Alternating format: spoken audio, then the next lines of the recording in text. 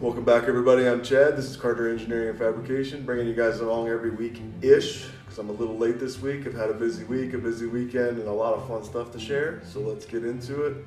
I'm going to talk about a couple new vices I added to my vice collection with this past weekend's auctions, some really awesome casters that I picked up that are going to go under my welding table, and then finishing up my bandsaw that I started a few weeks back so that I can modify the parts on the welding table to fit the casters.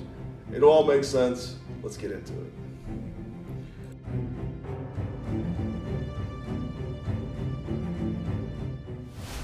All right, so let's catch up a little bit. I've got the auction find caster concepts, dual wheel, 10x3, polyurethane, etc. Like, these are some bad units.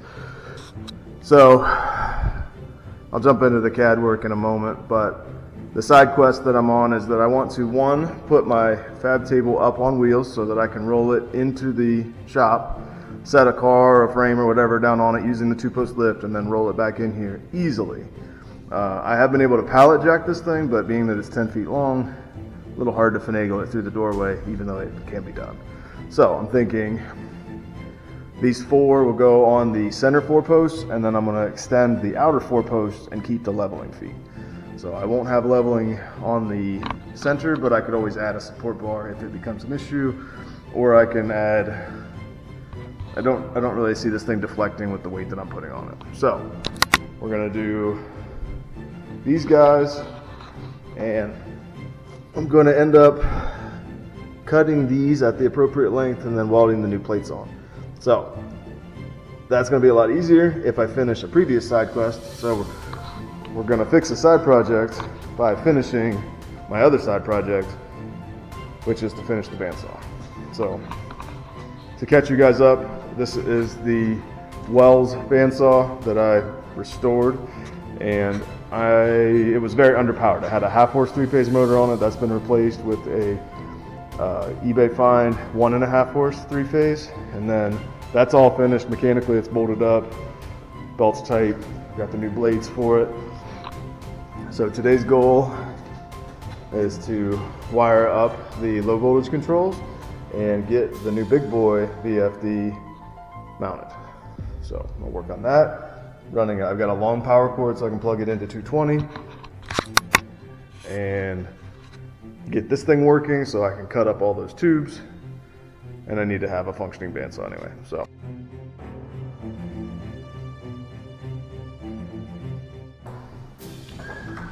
jumping right into it, we're getting the saw brought over into the clean room, getting it oriented so we can pull the baby VFD off, which I have off there now, and hooking up the new Leeson 1.5 horse motor. So this should give this thing plenty of power. Even if the 220 VFD loses a little bit, it's still going to be more than enough to cut through the stuff that I need. So just starting right now. It was wired for 480, so I had to switch the legs around. Luckily the diagram was still readable. Quick and dirty, I'm just 2-sided taping the VFD onto the side of the machine. If it falls off, I'll screw it on. If it doesn't fall off, this is just how it'll be. It's good enough. It's good enough for now anyway. So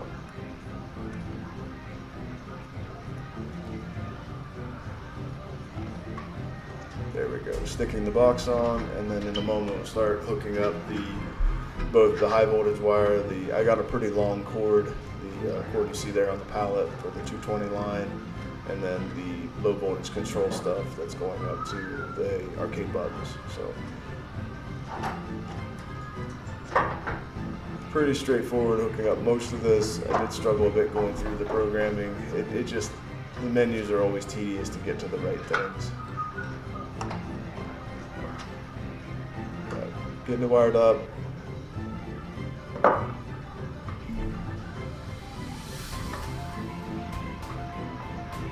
You have to laugh watching this back because I squatted down putting wires in for several minutes and then remembered that I have stools and chairs.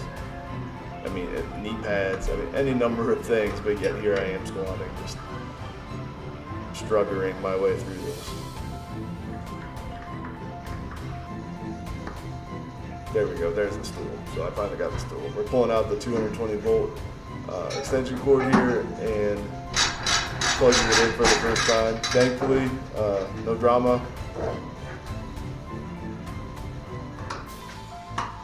Plugged in, powered up, and I can run the motor directly from the keypad.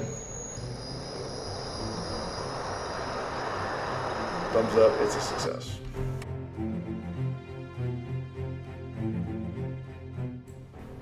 So like I mentioned, I spent a lot of time struggling through the manual. I seem like I always completely forget how to operate these things, and trying to find the settings for the ramp times, both turning on and then the brake times to turn off, and then getting the external controls for like the arcade controls to hook up. I have a very, very similar setup. I think I mentioned this on my Bridgeport, but that's been going on 5 years now that I've had that, and I've never had to touch it. So I won't make you watch too much of me smoking through the ears on this, but did get it. We won. The documentation wasn't terrible, so I didn't let any of the smoke out. Life is good.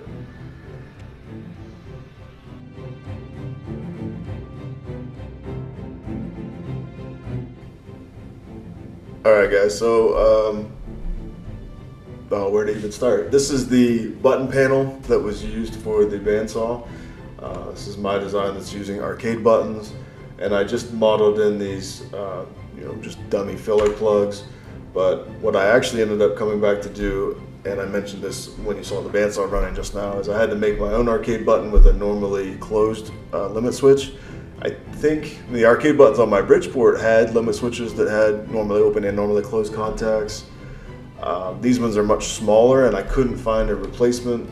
So for now and probably forever, since it works, I 3D printed a little housing. I actually lost the original CAD model, but I have the 3MF file that I used in Bambu slicer. So everything is captured, and it's just a press fit together, and then I ended up putting a little hot glue on it. But this housing on the back side holds the limit switch.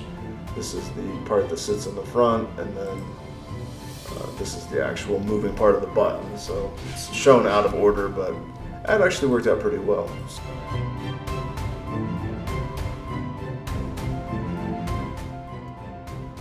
All right, so a quick look at the two vices I picked up this week. You got this cute little vise. I think this is like a blacksmith's vise or a jeweler's vise. I'm not sure, but anyway, very narrow jaws. I think knife makers like these because they can file like real close to the edges. Neat thing about this one, apparently the guy at the auction was telling me you can take it off the main pin and turn it sideways. And yeah, I don't know, just a cute little guy. And also Wilton. I've always wanted a Wilton. It's a perfect one to fit into my collection. It needs a little love, but the spinny bit on the bottom isn't broken. It does have a little shaky cam here. It does have an old weld repair here that we'll try to clean up a little bit, but I think disassembled, washed, cleaned, and maybe some new jaws for it. That's going to clean up pretty nice. And I don't think I've shown my blacksmith vise yet. I didn't get good camera footage on this one, but just have it bolted down here. Eventually, I'd like to have something outside. I'll describe that in a minute, but I've got the handle replaced with a new piece of shaft. I did a bronze bushing and then just welded some ball bearings onto the end. Makes it just quite a bit nicer to operate. It's a little snug. I got the clearances pretty snug there, but I actually tack welded this whole thing together and then bored out the pivot hole and just pressed in a piece of 1-inch bar stock. So now that it pivots a whole lot nicer, and when it comes closed, it's about as flush as you would like. So anyway, another vise in the vise collection. Don't tell anybody, I don't have a problem, I just like vices, okay? Here's a few other things from the haul today. I got the $1 stool. I already took the ass pad off that just looked horrible, but this will make a nice little TIG welding stool. Honestly, I think that'll clean up pretty cool. Cart with a bunch of random on it. This was a collection of a few different bidding items, but lots of neat trinkets in here.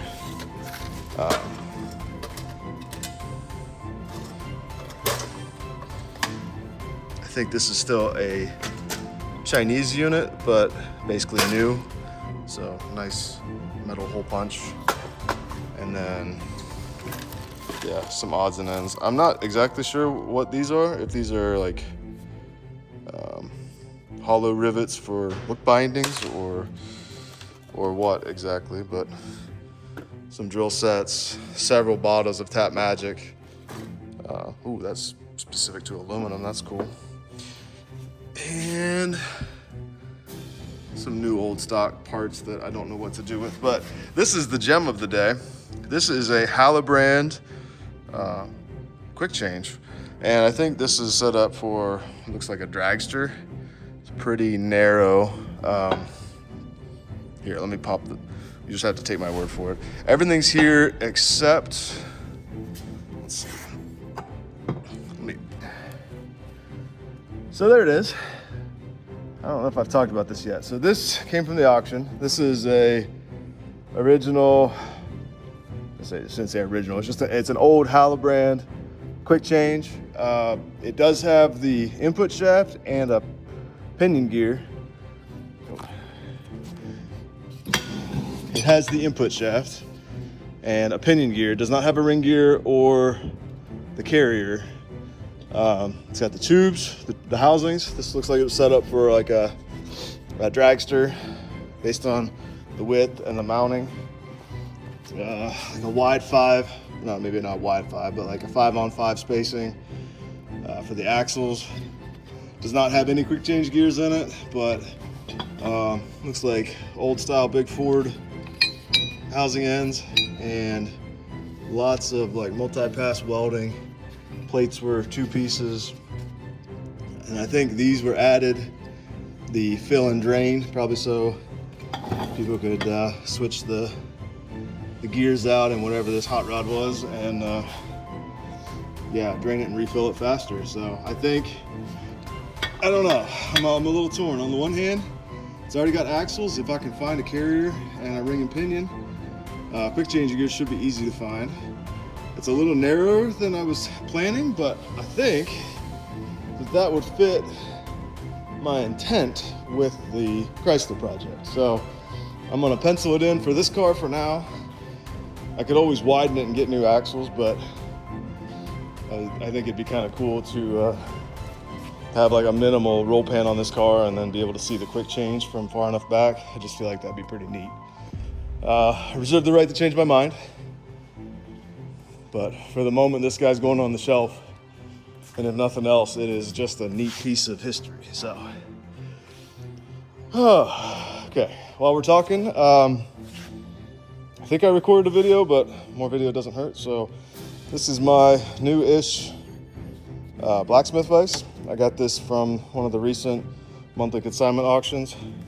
Did a light cleanup, drilled out the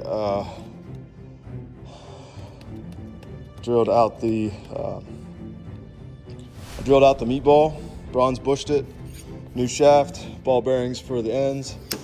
It's a nice, it could wear in a little bit. I got it a little on the snug side, but maybe a drop of oil on there might be all right, or some wax. I put a little more arch in the leaf spring. That's what actually guides it open. So you can actually overrun the whole mechanism. So old school with the leaf spring. It's got some bent tabs to align it. I actually ended up spot welding the whole thing together, reaming it all the way out, and then pressing in a piece of 1-inch bar. And now the jaws line up about as well as they're going to. And I think I've talked about the rest. So let's just do a quick count while we're on the subject of vices. Got the Erie, Pennsylvania 3-inch. Did this one in a bronze. I was powder coating some parts for a customer, and I wanted to do a little test piece just to make sure that everything was working. actually really like the way this one turned out. This one just got a light cleanup with a Scotch-Brite pad on the shiny bits, and I think it's gonna live on this table.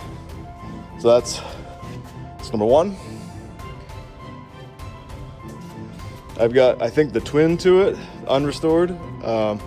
It used to be a better spot, and then I put the pallet racking in, but it's a project for another day. So that's number two. Number three, number four, number five is the blacksmith vise that we just talked about. Okay.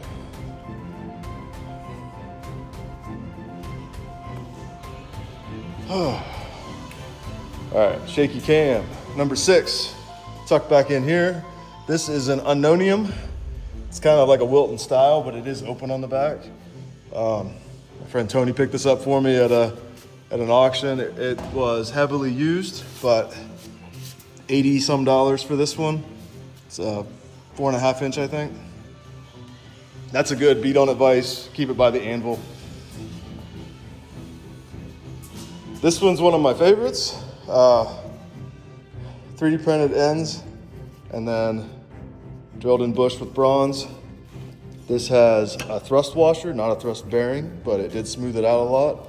This is a swivel jaw, which right now I accidentally dropped a bolt in there, but this is apprenticed with the swivel jaw and 3D printed a little housing for the back of it to snap on, kind of keep stuff from accumulating on top of here. Reminds me not to hit stuff, use that as an anvil, and then a little collection of nuts and bolts. I really like this one. I need to make new jaws for it. I 3D printed jaws as like a temporary thing, and then they ended up being on there for a few years, but it's kind of my light use vise. But it cleaned up pretty nice, I think.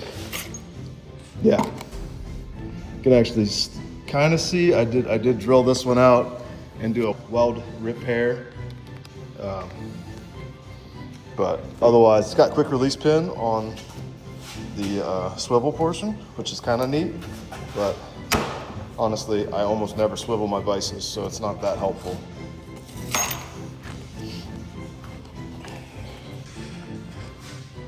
All right, so that's number 7. I'm not counting the machine vise, machinist vise. So best for last. This is my Athol 4-inch vise. This is my absolute favorite. It's in my color scheme. 3D printed caps for the fasteners. Again, brass bushing on the meatball and 3D printed end caps threaded into the new shaft. It's got a nice short handle on it, which I really like. Machined aluminum soft jaws that have the same contour. And what else? So this is 624X. So this is the baby brother to the vise that I grew up using at my grandparents. And honestly, it's the second nicest vise I've worked on. Same deal with the 3D printed housing on the back. I really think that it adds a touch of flair. Tried to loft the surfaces in so it looks nice, but this is my favorite. Little sloppy, but not bad. So if you have any guesses as to what the favorite vise I've worked on is, drop it in the comments.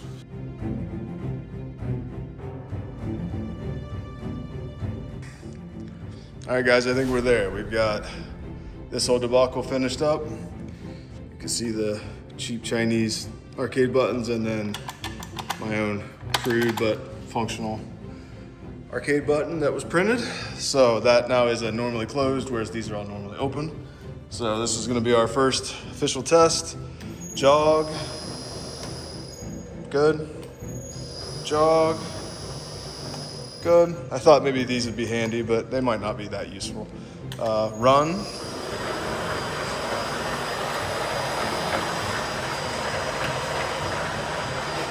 And stop. All right, so this cut was pretty underwhelming last time, so let's give her a go.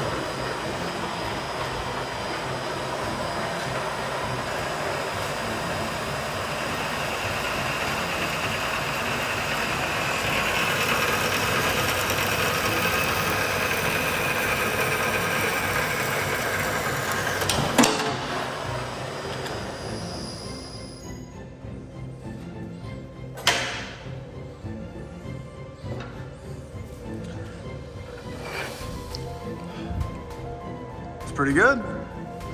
Could probably clean that up by bumping the blade speed up a little bit, but now we're getting somewhere. So took a couple months, but success.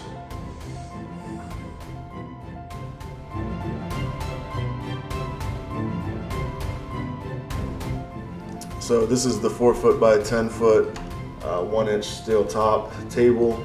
I don't have the bottom side modeled in, but it has these 12 pads that it sits on with leveling feet or casters or what have you. Mine has leveling feet for now, but I made it an assembly, and a couple things to note. One, the table is going to be higher when we're done. So I'm going to show it here from the side view. The ground plane, we're raising it up. Oh, what are we raising it? Let's see, 4.5 inches from its current location. We're taking it up to 28 inches floor to top of table. So the risers are going to get cut down, and then these plates are being added. So yeah, interesting thing when you mirror parts or movable assemblies in SolidWorks, they behave a little funny. But these are the caster concepts, casters from the auction, like you saw earlier. These are monstrous. I weighed them just to know they are 103 pounds a piece. Just fantastic. So these plates have been ordered from Send Cut Send out of 3/8 steel. And then I'll scrounge enough material together to put this together. My hope is that the material that are cut off of these posts are enough to lengthen the other 4 corners. And this is going to work out pretty nicely. Now, one thing I struggled with a little bit was the wheels sticking out, but my thinking is this is only a problem if they're sticking out. Once you level the corners, you can easily rotate them to an inward position, and it's not a big deal. It wasn't worth the reduction in stability by moving them further inboard, where if you are moving and they're closer to the center line, yada yada yada. It's a fair compromise is kind of what I'm trying to say. And eventually, not today, but eventually I am going to come back and drill some more holes in the top. Right now it has half 13 threaded holes on the 12 by 12 spacing, but I'd like to, get a machine template, and this is shown on a 2-inch grid. I don't know that I'm going to go that tight a spacing, but maybe a 6-inch grid with half-inch threaded holes where I could bolt stuff down. Like I said, the intention is to put a complete car chassis or a car on this. So yeah, jumping back to the assembly, this is going to work out really nicely. So next week, hopefully, I'll get these cut down now that the bandsaw's done, get the plates welded on, and I'll have a movable table.